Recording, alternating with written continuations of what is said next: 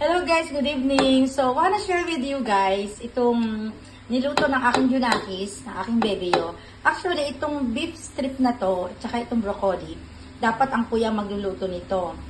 Sa kanya naka-schedule ang pagluto nito. Pero, ang bebeo, wala pa siya sa bahay, nag-chat na sa akin. Nagpabili na siya ng Nestle cream, mushroom, and cheese. At nagpaalam na kung pwede raw niya iluto yung beef. Kasi alam niya, basta may beef at broccoli, kuya niya naka-schedule na magluluto. Grabe guys, ang sarap. Diba, Tim? Ay, tinik. Ang sarap niya.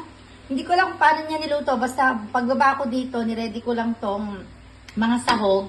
Siya nang bahala. And then, bababa ako para tikman. O, diba? Nakakatuwa lang kasi never ko talaga sa kanilang itinuro to. Hindi pa kaya hawak nga. At haluin ko. So, meron lang assistant here. Huwag masyado mong ilapit ng ganyan.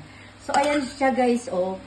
Creamy, kasi nga may Nestle cream, may queso, at saka may mushroom. O, diba? Sabi ko, sige, pambaang ko na rin ito bukas. Tsaka pang ulam nila, syempre.